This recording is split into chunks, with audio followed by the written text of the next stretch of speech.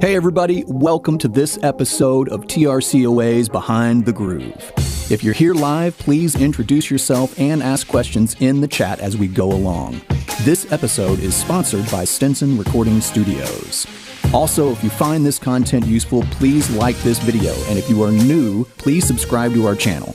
We make new content every week. Today we are proud to have Ben Kliever. He's going to cover amp simulators and understanding amp types. Ben is the owner of Nebula 88 Studios and one of TRCOA's beginning recording techniques instructors. Without further ado, Ben Kliever. Hey everybody, welcome back to TRCOA's Behind the Groove seminar. I am Ben Kliever and I will be leading the lesson again tonight. Tonight we are specifically going to be talking about amp sims. So that is what's up Michaela, what's up Corey, welcome, welcome. So tonight we're going to be talking about amp sims, we looked at them very slightly whenever we were looking back at some of the other guitar things I've done, and then we did the bass, we just had a part of it where we brought in, but I got this THU Slate stuff. We got Rachel to update to the newest version, so I got some new things I can show you in Slate here in the THU that you might not have known. But just for starters, for those of you who don't know that are in here, so an amp sim is literally a digital program that emulates or simulates what a real amplifier is doing. Therefore, it's an amp simulator. So it is simulating the sounds of other amps.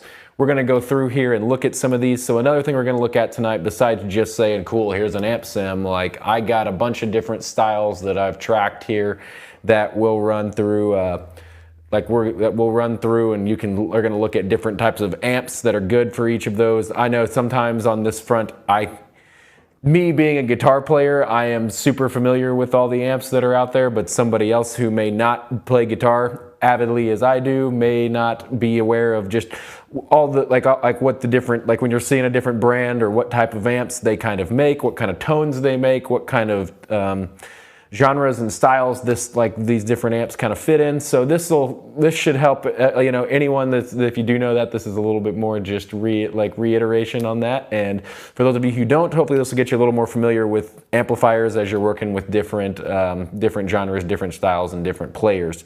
So as I mentioned tonight, we're talking about we're using THU Slate. Now we're using this one because I know this is what every one of you students has that has Slate Digital.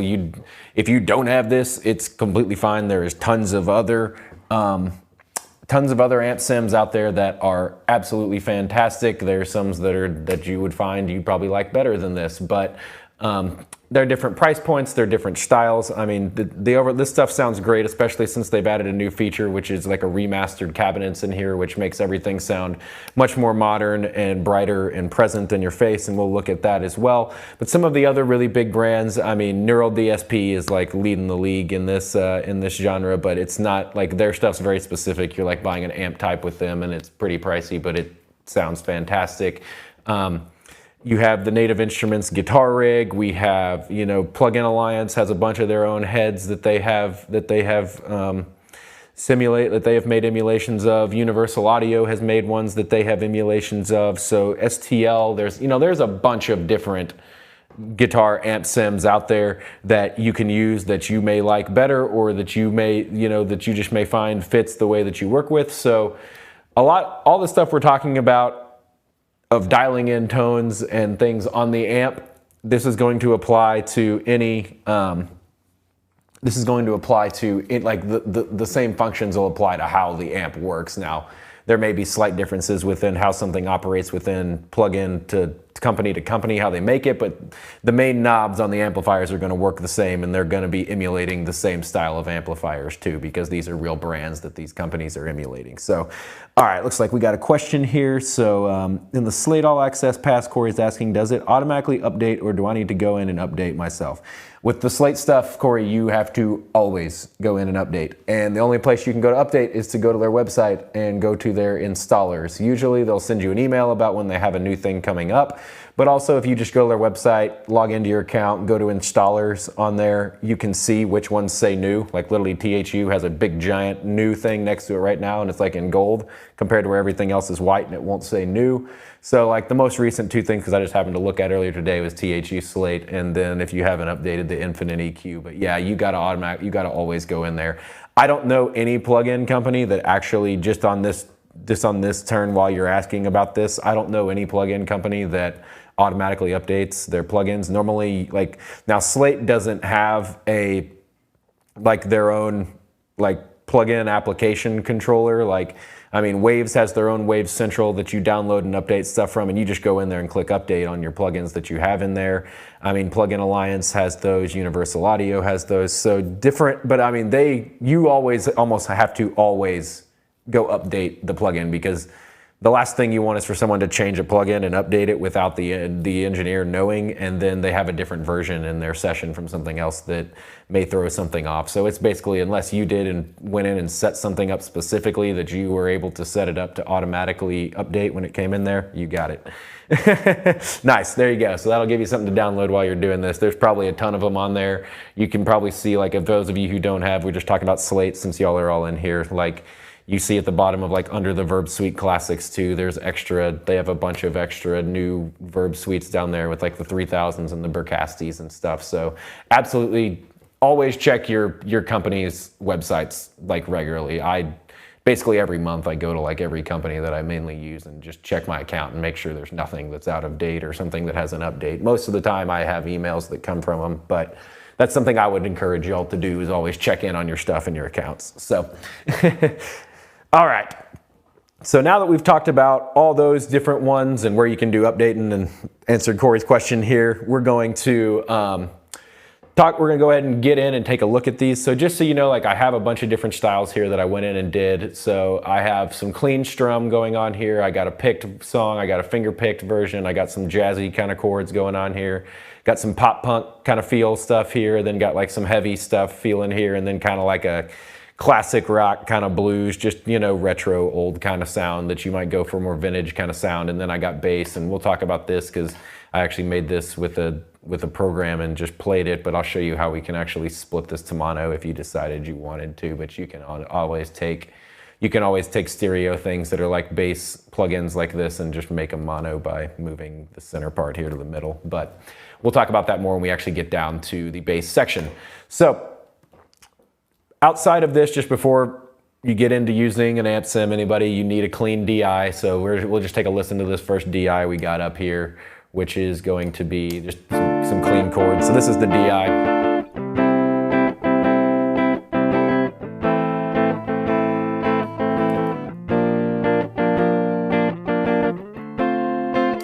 So that's, you know, so the DI, it's not bad sounding. I mean, some guitars are going to sound different. I mean, I'm playing this on a pretty nice guitar, so it already has a little bit of like character even to the DI, where it doesn't sound just like completely muddy and gone there. So, I mean, no matter what, the quality of the source you're working with like matters too, but you can still make good like stuff sound good no matter what. So, but you need to start with a clean DI. Then go through and, you know, if you have any cuts, make sure you do all your crossfades, and if you have to do any time edits and all that kind of stuff, you know, you can put the amps on during that. But before we do any committing, which we're going to talk about that here in a little bit, you want to make sure if you do have any cuts or time aligns that you do all that and line it all up, and then you can print it before you actually go into your mix. So you're not having to deal with time edits during a mix, because then that just gets you out of the zone of what you're going. All right, so now we'll go ahead and get into the whole thing of what we're going here for. So we're going to go in and just, because since this is what y'all have, like I said, a lot of this stuff will be, like they actually even have some of the neural stuff up here. Let me open, this is going to be in Overloud, so we'll open this blank one here. And this is what the THU one looks like when it opens. So you got a blank side over here where you got a bunch of presets that these are your standard presets that are in here. You can actually turn C all off because it doesn't, like, unless you buy, like when it's seeing this is just showing you all the other banks that you can buy from Overloud if you wanted to buy more of their sound banks, which I just make my own. So like So I'd take this CL off. You can see that someone's made one thing. I think this is a Fender Twin thing I brought in here actually last time I was up here. But we may throw a few more in here just so you can make them. But see, you can make like endless amounts of presets under each one of these. And I literally went through and, you know, made my own thing of like cleans and like and then my distortion amps. So I've made presets for literally every single amp in here just because I know so it's built out to that thing. And so that way then when I'm ready to play or I'm trying out amps, I just cycle through my different presets until I find the amp that I want to use. So it makes it a little easier and quicker on that front. But that's just the starting spot of all that. We're going to really get into this whole thing and show you how you can do this yourself. So looking up front up here, we're going to try to treat this like a real amp is how I want you to try to, you can do more stuff with this, but you know, the more you treat this like an amp, the better it's going to work out, it like you know, do everything for you. So let's go ahead and let's start kind of going across what we're looking at here in Overloud. So level here, this is something that's really, you know, you can use this as a reference for, especially if you're like playing live. This is just so you know, y'all can use THU as a complete standalone outside of Pro Tools. I use it all the time. Like this is what I can practice through if I don't want to use a real amp. Just plug into my interface. You can open THU by itself. Whenever you have it on your computer, it's its own program. You can click right on it and it'll open up and you can, whenever you have I'll actually show you it at the end of this, what standalone looks like. And then that just kind of shows you how hard it's hitting because you don't want to clip past this, but it's easier for y'all. Like whenever you're going in your session, you want to still look at what's going on. What's going on here. So I'm not clipping or anything. So that's really all I care about is I got a good, clean, full signal. And that's really what I'm trying to get out of my DIs. Because you may be using this DI and you may not be even tracking to one of these things. So you just want to keep that in mind. So that's just the level part that'll show like where it's playing. This is pretty healthy because if I'm hitting the highest point, like this would be like the loudest part you'd ever hit up here in the green. So now that's just the level. That's not really super important. Now this big part here, master. This is kind of the global controls for the entire plugin. So you have like in the source, if it's stereo or if you just plug it in one side, you can click left or right. If you only have one in here, this will, you know, whenever you throw this on a single channel here, it works completely fine how it's acting here. Now, this is something you may want to look at just depending on what type of guitars. When I talked with y'all about guitars before, there is single coil guitars and there's humbucker guitars. So single coils, single coils for y'all who don't know, it's like a Fender Stratocaster or a Fender Telecaster. It's like the humbucker, like the pickups on the guitar, what's down here by the neck that are under the strings that pick everything up. So single coils are literally, you only see one of them. Like there will be one line with the 6 little pins across it, and that's a single coil pickup, which I said Stratocasters and Telecasters are super great examples of that. Humbuckers is what almost everyone is used to seeing, especially in rock. It's like with a lot of them are the black pickups, and you see 2 of them where there's 2 lines, and each of them have a pins on each side, and then there's, you know, you might have 2 of those humbucker pickups. And so those work better with distortion and high gain stuff. So it just knowing how they work, they basically add a second coil and reverse it. So the polarity's there, so it gets rid of the hum. So it's almost doing like phase stuff out of there, opposite of it. But it has a sensitivity control where low sensitivity matches the output level of a single coil and the high sensitivity matches the level of a humbucker. I picked up, I mean, like it's very subtle, but if you want to get that detailed into your amp control, you can. I'm not saying that it's the biggest deal in the world if you can dial in the amp the other way around, but if you want to really go straight to it, then pick high for humbucker when you use humbucker guitars and then low when you use a single coil guitar. Or if you have a humbucker guitar that has a pickup splitter, which some guitars do, that lets it go to single coil, you can do that as well. Noise gate, for those who don't know what noise gate is, this is super useful if you have really, really high gain stuff. Noise gate basically works where once there's no noise and it starts, because high distortion amps can start getting a lot of feedback just from having no signal driven through them because you're pushing the tubes and all the circuitry really, really hard to make it sound that aggressive. And when I say high gain, that's like what you think of when you hear metal and hard rock kind of stuff, and those are very distorted guitars. So this basically, you set a threshold at the bottom of where you want once the sound drops below this, like 60 dB, it goes completely dead silent. So this is usually something people like to have turned on with their with more distorted guitars, because it keeps them clean in between strums and chugs and when they're not playing. Now you can also use a pedal in there, so you may not want to turn this global on, but it's here if you ever just wanting to control everything all at once. Same thing up here. This is like the global low frequency range for anything in the app. I mean, anything in this plugin. I don't know why I called it an app, but it's kind of the same thing. Same thing. This is the high range of that. So this is just making every single frequency feel higher, push through here, and this one controls the low. Then you have a reverb setting here, so you can push the reverb percentage higher than what it is for every setting in here, or the delay percentage higher or lower. This is just kind of like the wet percentage of what's going on. Now this part over here is what's brand new if y'all haven't updated your stuff yet. If y'all still have the older version of THU Slate, this is remastered cab. And this is a really cool setting that has made the cabinets be much, much brighter. And once we go in and start listening to these, we'll take a look at the differences and what they sound like. But this is a global control to decide if you just automatically want every remastered cab on. Boom, then every remastered cab's on, no matter what your setting is on anything in the app. If it's off, no remastered cabs are on. And then if it's on as in cabinet, this means you can save different presets. Some that will have a non-remastered cab, some that have a remastered cab, and it's just going off what the preset is. So that's what's going on up here. So this is just your main global that controls everything that's going on in the overall view. Live view here, for those of you, this would only be if you're literally playing using like a MIDI controller and playing through like a laptop and an interface live, like literally live for a show. Like, because what it does is it doesn't, every time you jump between, I'll show you, like if I open a preset here and then I change anything, turn anything on, then I go click on another one, it's going to ask me, hey, loading a new preset will discard unsaved changes. Continue, you can click yes, and it opens the next thing. Now, if I have live on, it's not going to change. It's not going to ask me about those changes. It's going to just change to the next thing, because if you were live, you wouldn't want to have to click yes and no to do that.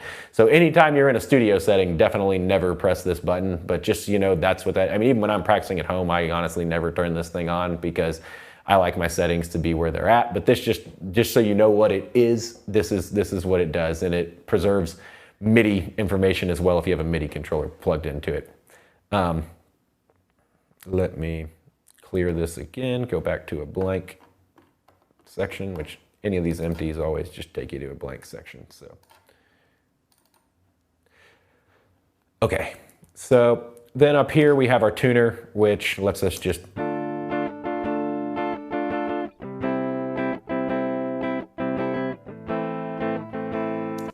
lets you see what you're playing.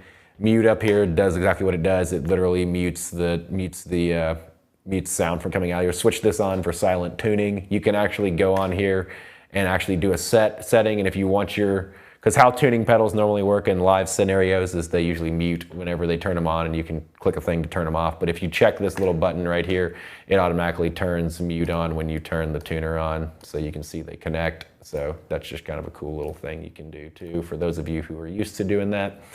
Over here is our BPM. So this lets us go through different BPM settings. There's 3 different ones: preset, host, and internal. Preset is what you save to. Hey there, JG, how's it going? Welcome, welcome, welcome. So preset lets you go to, you know, it saves to what the preset is. Host is whatever the setting is in your DAW. And then internal is whatever you want to set inside of actual THU. So those are 3 different ones you can cycle through right there. And then up here, this is our actual output level. Usually when you open THU, it's pointing about over here, which is just way too loud. So you can almost normally always pull this output gain back. And then that's that front. And then whenever you're doing stuff in the live mode, or like in standalone mode, there's a looper here where you can record stuff into, but I wouldn't see the use of doing this inside of a DAW, because this is something for you to like almost practice. You play chord progressions and then you can replay them back. So there is a built-in looper in this too. That's cool to do stuff. And you have the undo and redo buttons right up here as well. Okay, so now let's really get into amps, which is what this is really going to be about. I'm going to close this preset side just so y'all know y'all can hide any of this stuff that you want to hide, just to make it make stuff more visible. So in our components here, we have a bunch of different categories, which almost all these different, a lot of different companies are going to have these scenarios where you have the choices that you can pick, where we have amps, we have cabinets, and then we have different pedals in here. And just kind of as an overview, we'll go through all these different sounds here in one moment, and then hopefully this will make it a little easier on us. But let's say like on this first thing, it's a clean setting. So we have amps in here that are looking at, so like we have Fender Bassmen, we got Engel Fireballs, we got Mesas. Now this right here is like a Fender Twin. So if we're looking at if I'm looking at clean amps that we have here, for those who aren't super familiar, Fender Twin Reverb is a super well-known guitar, and this happens to be the blackface version. There's a silver face version for those of you who want to get technical about it, and that's very good for cleans. The DV Mark here is very good for cleans. We'll look at that more with kind of jazz. We got some Mesa cleans, which are usually more bright and a little bit more present, which is usually really good for picking and more modern rock kind of stuff. And like Randall clean, that's going to be very kind of like metal clean. And then we have like the Soldano clean down here as well, and the Vox AC30. So we got quite a few different clean options, and then the rest are all types of either crunch or heavier distortion models that we'll look at. And then we'll talk about the rig player last, which is an actual IR rig capture scenario where they've mic'd real cabs and they've actually intaken them and put in them back through, where these other ones are emulations that they've dialed in through this through everything here. So let me see.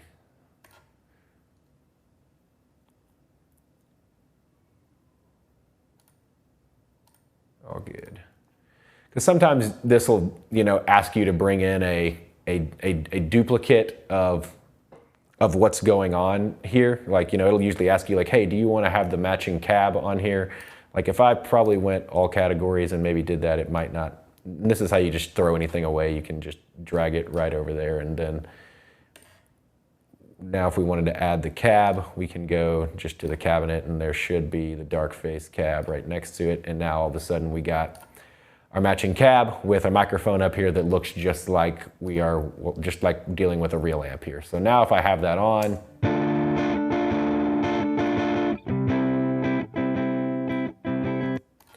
so I have a tone kind of already dialed in up here. So I'll open this one up here for a second, and you can see so Fender amps, for those of y'all who don't know, like they're not full of gain, so they only break up by you pushing loudness really hard into them. That's why when you first heard this come in, you can hear it really breaking up. But if we wanted this to be very clean, you pull the input volume to where you wanted that to feel, then you can really drive the level. So this is a good way to handle any amp that is designed to be clean. Like you're going to see this in the Vox AC30, in the DV Mark stuff. Like you're going to see that as you drive, you're going to have like a gain or a volume knob up front that is like, it's not going to crazy grit, but that's going to determine how clean it is, and then you use the level knob to just boost how loud you want it to get. So that's a really good mode on that. And now we also on these, we have a bright mode too, and bright is usually really good for strumming and those type. I mean, bright's really good for picking and leads and finger picking.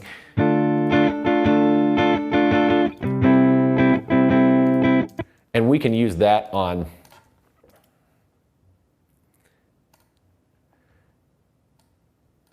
chord strumming here. So let's take a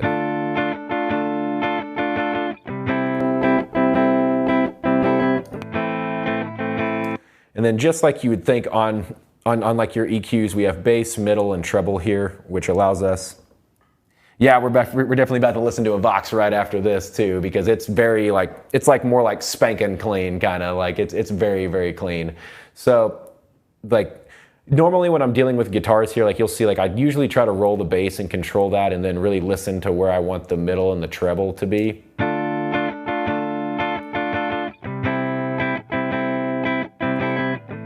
Just because normally you know that the bass, like a bass guitar, is going to be handling the low end for what you have going on in there.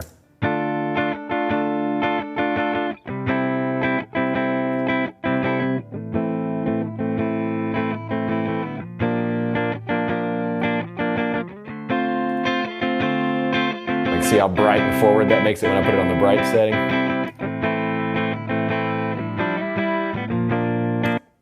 So that allows me to that allows me to really dial in everything that's because first we're just talking really getting into these amps and really find my tone. So really get into this first, like get the volume and everything set so you're feeling like get this set where you want it to be, because our goal by the end of it should be we want to commit this amp like it's a real amp that we recorded, so when we go into the mix we're not up like constantly dialing into our tone. We should have that dialed in before we go to the mix. So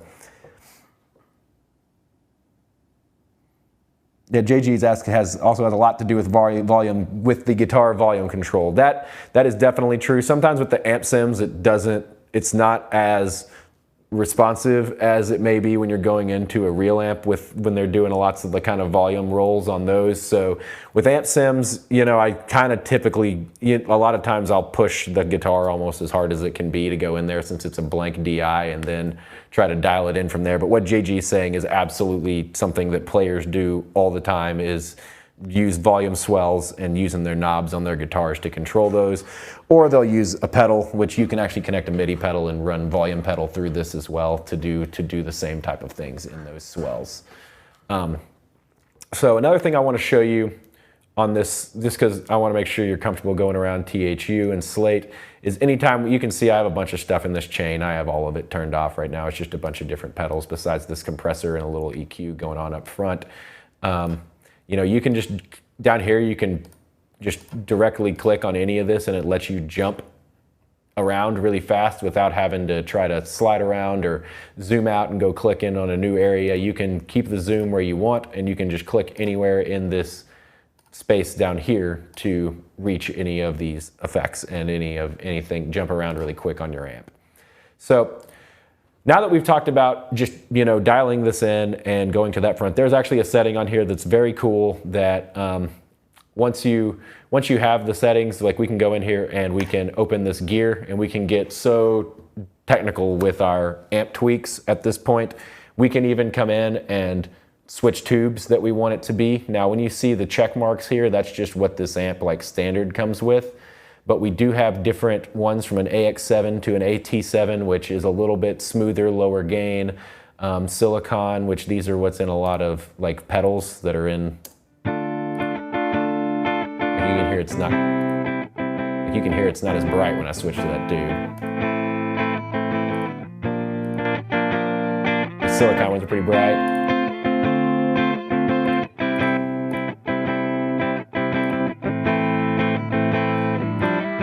But the germanium and the silicon, they're going to break up a little bit more because that's more what they're designed for, is like in kind of distortion boxes, like stomp boxes and stuff, kind of fuzz kind of thing. So if you want to be a little grittier, those are ones you can go that direction. Then we have some power amps over here, which the 6L6 and the 6V6 are both like American sounds. And then the EL34 is like the British sound. And so, which I think that's what they put on here too. Yeah, British. Just because, I mean, it's just like, it's just not quite as aggressive. You can already hear that's a lower response.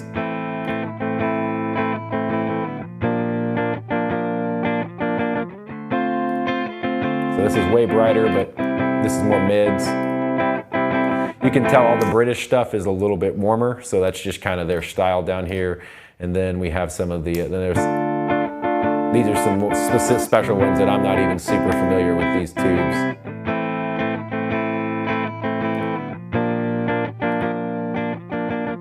Which Class A is like the top, like the power part of your amplifier, and then there's A and B models. Now there's also one other thing too, where you have like variable voltage over here, where this just allows the amp to break up at a lower voltage, but it gets a little grittier when you drive this up here. So that's really where you can go in and do super amp tweaks on stuff, is in this little gear above the actual amp box, and then you can go in and get as intense as you want with tube choices and everything. So you can get really specific on those. Another like really cool thing you can do, like if you have like a pair of settings, you know, dialed in for one of these amps, you know, like I can press down and it goes to the next amp, and it's putting those settings, like very similar settings to what I'm doing on that one, on the other one. So you can switch between amps pretty quickly. Let me go to the other thing so y'all can just hear like what another good amp that's like another amp that works really well for. You can just click remove on one of these. You can click remove on any of this. We'll talk about the cab here in just a moment too. John was just bringing up the AC30 as well, which is a very good clean amp, which is this guy down here. It's super bright. See, there he goes. Do you want a matching cab with that? Yes, I do want the matching cab with that. So thank you. So now it's brought that out here, and now I have, this is exactly what this box is going to look like when you go into it. So again, the volume is how gritty it's going to be. So don't confuse this with loudness.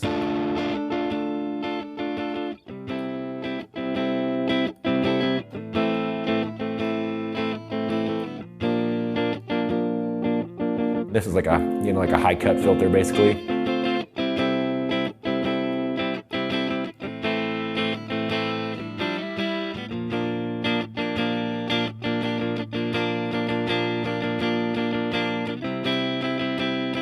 And you can see this amp here is stocked with the British version over here on with an AX7, which is brighter, but then it has a little warmer EL84 starting with it. So you can always go check and see what these actually start with when you go look at them, and you know, go in and check those settings. So that's very cool on that front. Other good clean amps are the Soldano, and then I really like the DV Mark on Jazz, as we're going to listen to that here in just a second.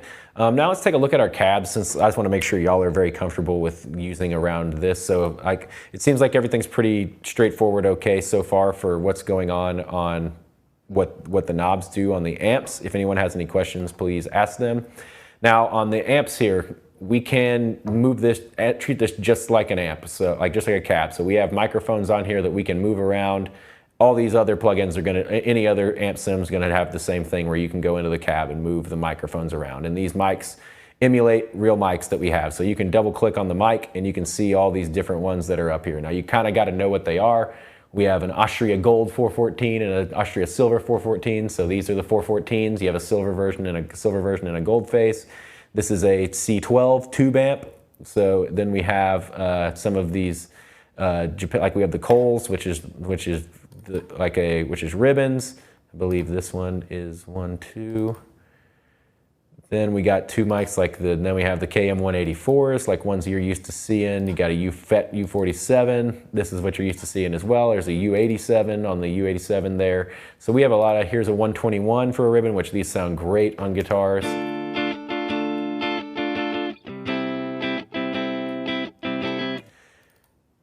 And then you have 609s and 421s. This is the Sennheiser, and this is the, these are both Sennheisers actually, but you've seen these. These are great on toms and guitars too. So these are all, like on a bass cab, you got the bass amp there, you got a 58. So we got all, like a lot of the amps, like a mics that you are used to seeing is in these amps. Now, something that you might know too, you can actually mute the cab if you don't want to hear the cab, which is pretty crazy when you send something. Like it gets pretty,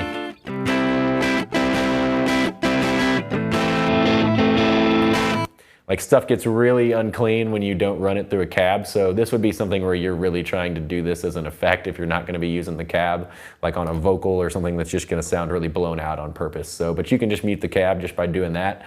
Now there's a huge cab control that we're going to talk about now with some of this stuff, that you can double click on the cab and now it opens up this cabinet control here. And this is where we can really get into making this cab be what it, like take this to more distinct places. So we have control of mic control 1, which we talked about. Like we can go pick any of these that we want. So you have C's are condensers, and R is ribbon, and D is dynamics. So they actually are making this pretty easy for you to see what are condensers, what your ribbons, and then which are dynamics. So they have a lot of those right in front of you. So good option a lot of times is to turn that A mic on. We have a 57.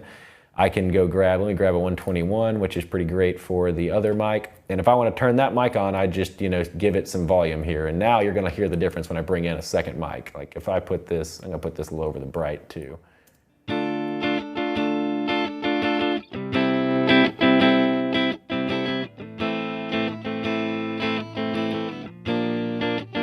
So you can bring in more than one mic, move those mics around, choose where you want them to be to get a more stereo mic feel as well. And there's also, I'm going to take this other one out so you can hear it. There's technically, you can have a rear mic behind this, which is just look at the back of the cab, which just adds tons of low end. So you can really hear how much.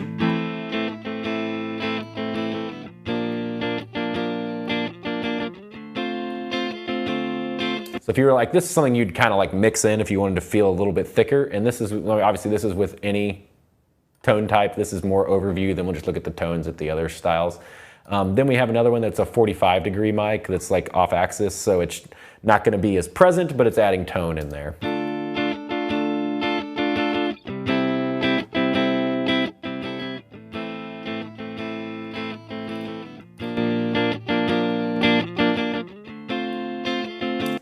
So we have that option as well. You can even, if you have a second mic in here and you need to check phase, you can invert the phase on one of those mics to give not as full of a sound or less of a sound. So you can go into that. We even have the option here to choose what room we have the cabinet in. So if we want the cabinet nowhere, that's fine. If you want it to be in a closet,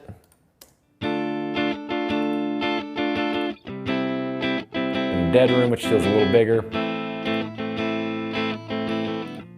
carpet room.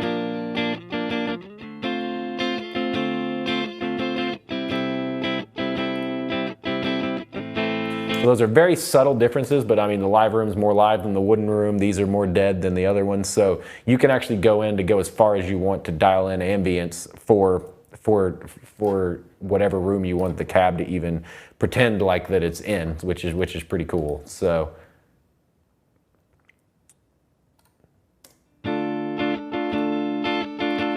here's where the remastered thing that I was talking about in the master is, where you have as in cabinet, or if you turn it on, it automatically just turns all of them on. See, it's saying this thing.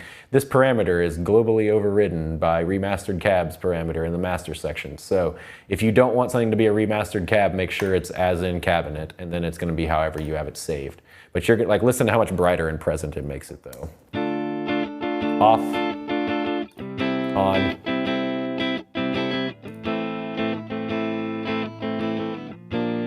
Which for a clean rhythm, I may not want it remastered. I may want this to feel a little smoother, so I may not do this. Now I love the remastered stuff on anything that's like high gain, modern stuff. I mean, you're gonna want that for sure. Now we have a high pass and a low pass option here too. The low pass cuts off at like 65 hertz, I believe, and then the high pass is at like way up there, like 16K or something. That absolutely, like JD, you use whatever, like that's why I like, don't be like, oh, I have to use a remastered cab. Listen to what the tone you need from that instrument or that source for that specific song during that time, and do that. Do what the sound needs. So that should always be your mindset when you're thinking about choosing what tool you are using.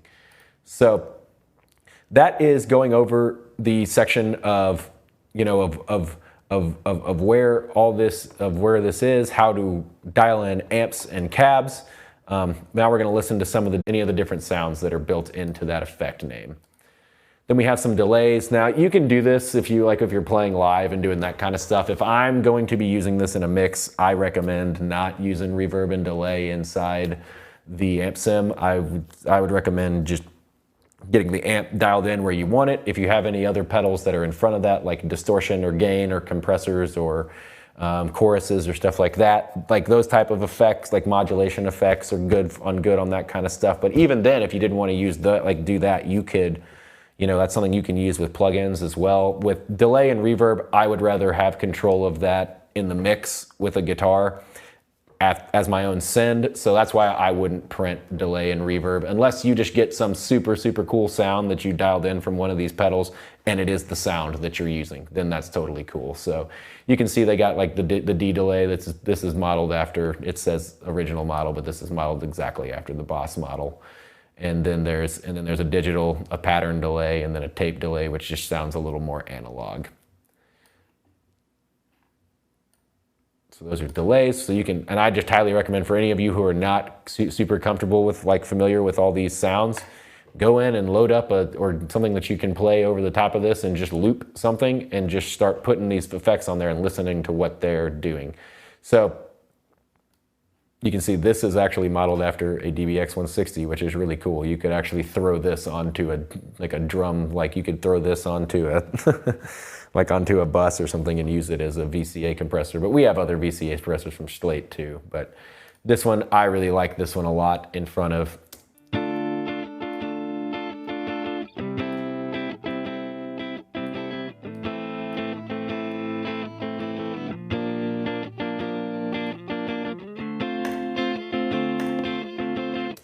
If you want something to be pushed up a little bit more forward or just be a little bit like everything's equal, it's really good for that. Then we have some EQs that you can use on here. I kind of like the little 7G before, but you also got a real large parametric that you can dial in EQs as well. We have flangers, same thing. They have a pedal and then they have a rack version. So they almost have a rack version of a lot of these things. Then you have a phaser and then you have a rack version of the phasers, which phaser gives you the kind of like lasery kind of sound. And then we got pitch pedals, which we have octave pedals down here, which let you set the octave for what you want them to do to either make a guitar sound higher or lower. And then we have some reverb settings, spring, regular D reverb based on Boss. And then you have just a regular rack room reverb in there.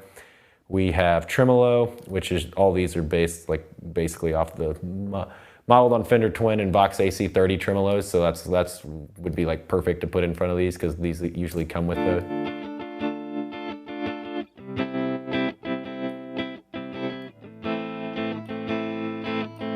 And you can even set it to like.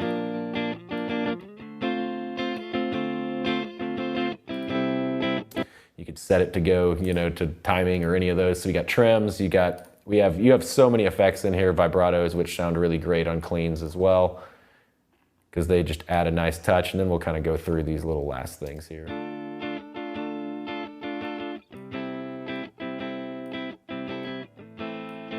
Just, something that adds more movement into something that you feel like is too stable, like too stale. All these are really good for that. They have some auto wahs. If you have a MIDI wah pedal, you could use the Cry Maybe and actually use that like a real wah.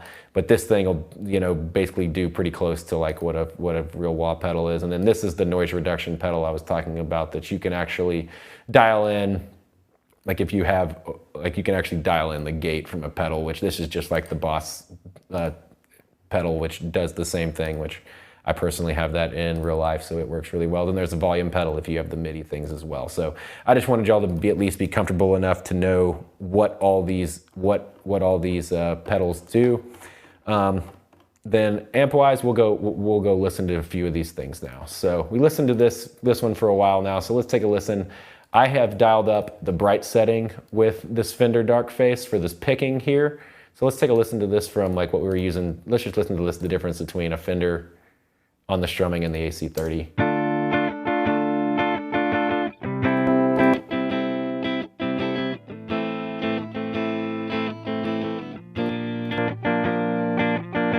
So they definitely got different characteristics depending on what you're trying to go for. Here I have I have the Fender dialed in bright for picking.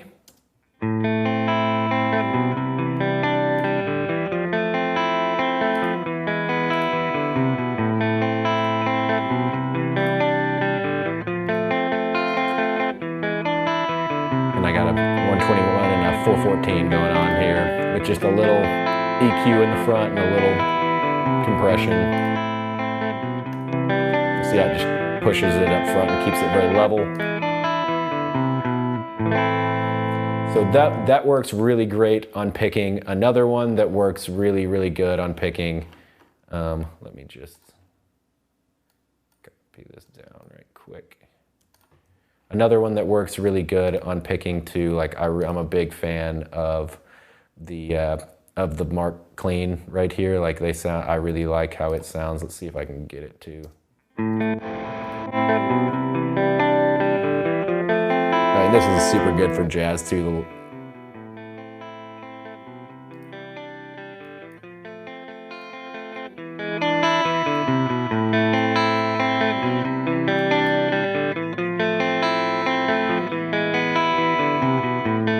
So it's very bright. I mean, I love those. The jazz is super smooth too. Model in the like this JC120, they use that a lot with like keyboards too, which is cool. So, so for the most part, that's most of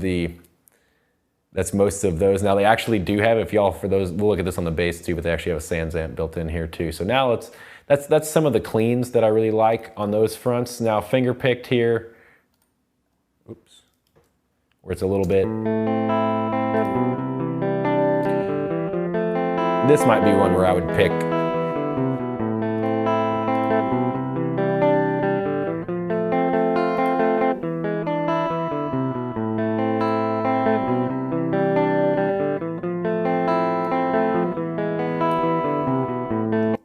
Oh, but I'm listening to the wrong one.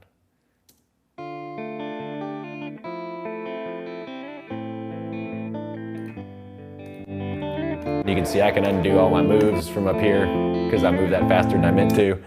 So yeah, that's a little, that was a little buried alive right there, A7X, that picked version there. So there's the dark face on that. There's the jazz.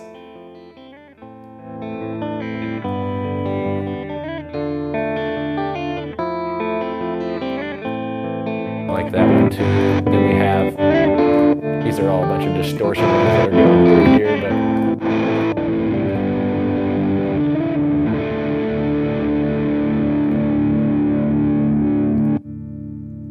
and that was crazy because it jumped straight to the rack when it went to that. But here's the other clean one we have. So you can really go through and listen to a lot of these now. This is like a little jazzy, more jazzier one here.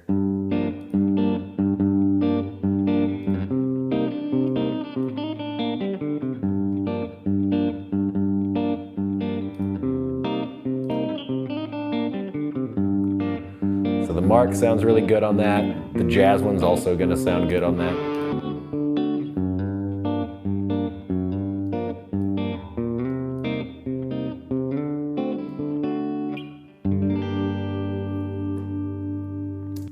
So you can see like kind of where like the amps I'm thinking so far on these type of, on what I'm playing, because I'm not reaching for any of the high gain stuff. Now this is more like pop punk, so this is where you would see more of like, this is, I mean, like the orange amps are what they really use in kind of the pop punk stuff. You know, pushing the gain.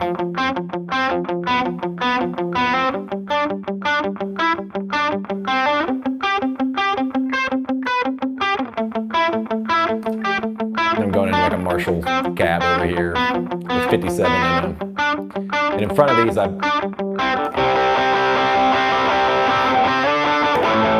and here's where you can see like when you add these type of,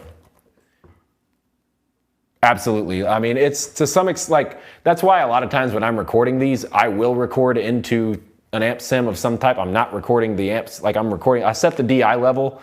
I play it like I like my aggressiveness, how I'm gonna play it before, so my DI level's set, and then I turn on the amp sim and then I play, and then I'm reacting a little bit more to how the amp sounds. But if you see like on the front of this, like for add and grit, like, you know, like this is a great, like a great scenario to like where if you add in, you know, like a little distortion, like a, just fills out the sound more with one of these tube screamers or,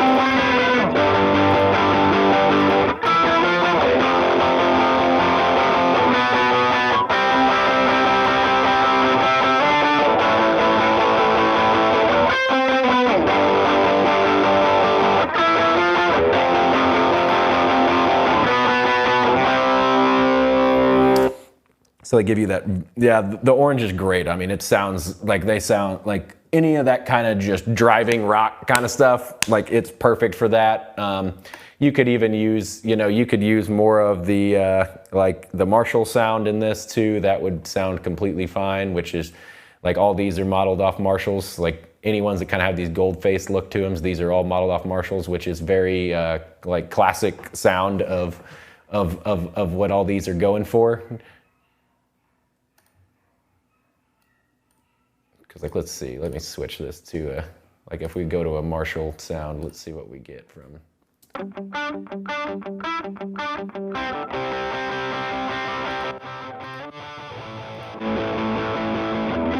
This is more like a classic Marshall.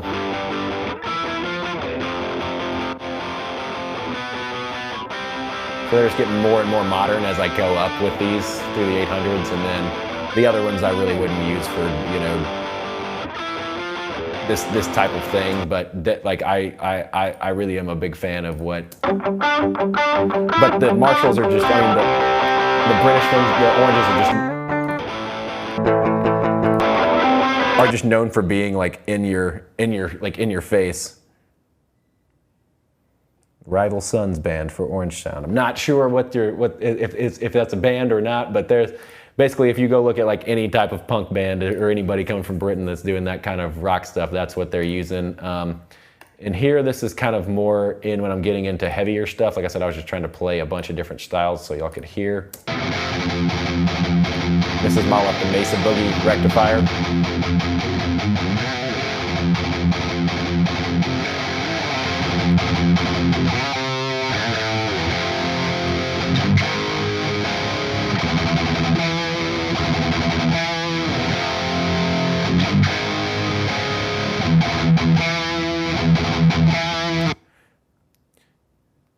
No, that is not Finch.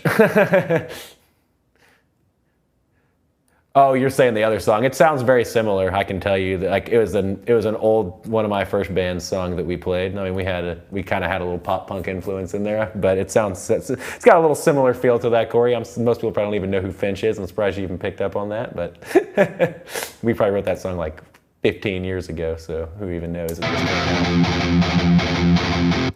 So Mesa Boogies are really good for this. I mean, any of the high gains. Like this, another Mesa. This Engel is definitely.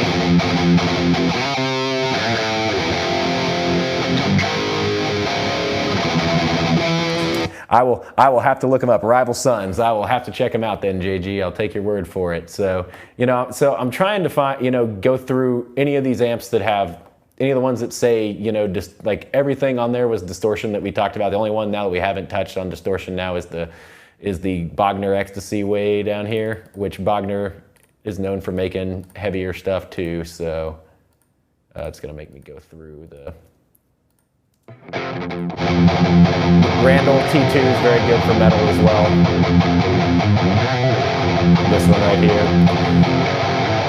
Dimebag and Pantera used a lot of Randall stuff, so just kind of, if you're thinking sound-wise, that's what's going on there.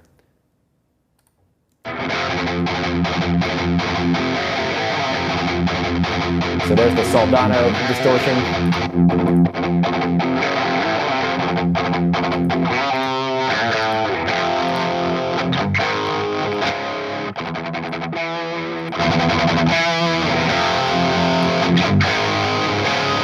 So you can hear like some of these are not quite as high gain as some of the other ones are on there, but these are options that I would use to go through that.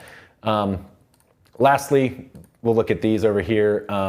This is the rig player, which allows us to go in and take rig captures. So you can see like they have Black Stars in here, they have PV6505s, they have this Carolan Tucana, which is something I'm not super familiar with, and they have their own custom one here. There's also some extra ones in here. We got some Bugaras, some Seratones, and some Framus ones, and another Black Star, which are all cool ones in there. Inside the actual slate though, this is where we got some cool ones that are, we have like the Champ is like a 50s full like Fender Champ. We got this is based after a JCM, modded out JCM 800, so it's nice and heavy. And then we have a mod, like then they have a Plexi that they did out. Now these are both basses. There's a Slate bass and there's a Slate Eden which we'll look at that here in just a moment. But this is kind of gives you the more retro, like classic, like this is like a classic rock, classic blues, kind of more vintage kind of sound.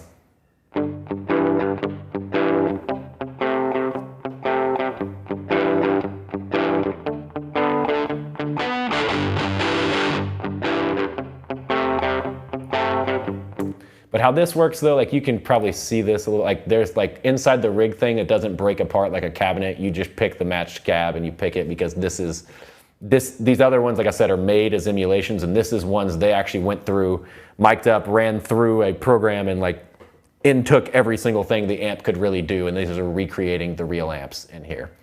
And so you can switch between all those types and it'll let you go through that. Lastly, let's take a look down here at the bass. So everyone will probably know this bass line, but oh, Black Star is a solid, well, some Black Stars are solid state. Not all Black Stars, JG, are solid state. Some of them are absolutely tube too. They will, so let's,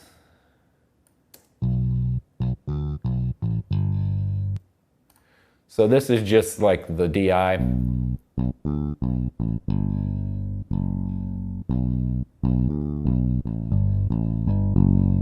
And then this is the Slate Eden one that I've pulled out of here.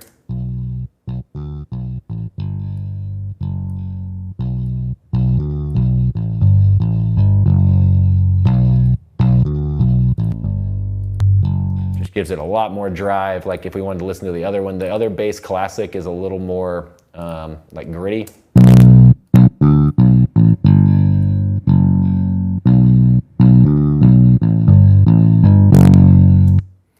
So you can, like, these are the main bass ones that I know that are in here, which I like these a lot better than trying to actually use the Bassman for.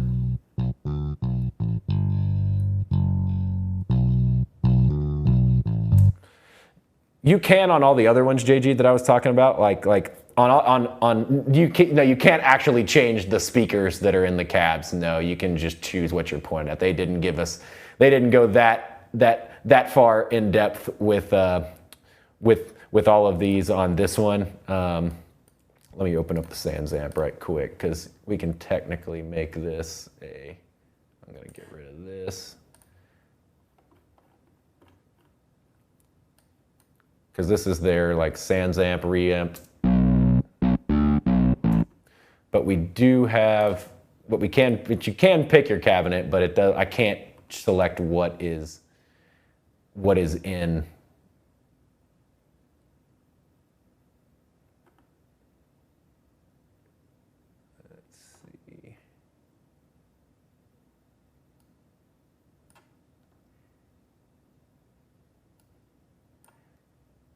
I can put a, and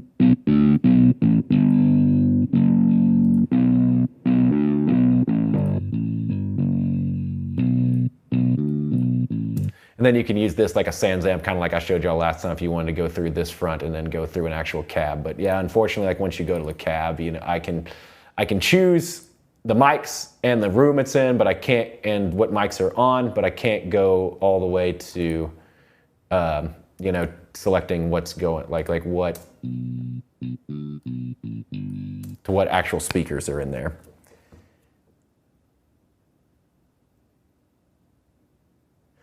I did not see the video of Jack White teaching Jimmy Page, but I'm sure it's a very cool video to have those two legends talking to each other. So I wanted y'all to see, all like these different settings, where this stuff is, how to get around. Now you can, hopefully you have a better feel of, what. Right, so JG's talking here about different wattage speakers that are gonna like in the actual cabs, depending on like how much power is driven through those, and different watts are gonna have different sounds of what's going through them. So that's it, you could, probably the easiest way for someone to hear something on that kind of front is you can literally get, like, there's so many YouTube videos now of people who have like, I have 4 different speakers in this cab, listen to all the 4 different types with this type of head, and then you can really hear the difference on what different speakers sound like and what they can do. Because that's that's something that really changes the sound of what's going on from coming from an amp, is having different speakers for sure, different cab. I mean, one of the things I watched, they recommended, they're like, hey, buy more cabs, and we're always there. So that is the main stuff on bass there. So that was, you know, that's really the main stuff that I wanted to show all you guys, is just making sure you're comfortable getting around this amp, like this app and this plugin. You can do, like, all the other plugins are going to work very similar to this, but now you've seen what type of amps are, you know, what styles you can think of when you're going towards these if you're not super amp savvy. And then now you can have a little more idea of dialing them in and going in and having all the different options that you can change inside of cabs and the amps and the effects you can do on those. Lastly, the last thing I was going to say is, when you are done with this and you have something dialed in how you want it, you can press commit down here and actually commit the track, and then, you know, I press OK, and then it'll, you know, render what we just, everything that just ran through. So now it looks like, and I recommend you doing that once you have dialed in your tone, is actually committing to that tone, so that you don't have, so like then when you're ready to, you're going into the mix, you're ready to mix, and you're not sitting there trying to go back and dial in guitar tones, which you can leave it up if you really want to do that, but I think mentally it just makes it better for you if you dial it in.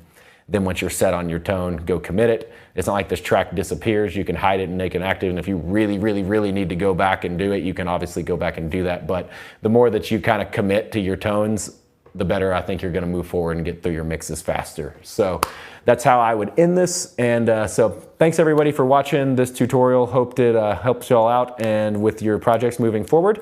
And we will catch you all next time. Y'all have a great rest of your night. Peace. Thanks everybody for watching. If you found this content useful, please like this video. It will tell YouTube to show it to others. If you are enrolled, please go to the Seminars tab on the my.trcoa website and take the quiz over tonight's lesson.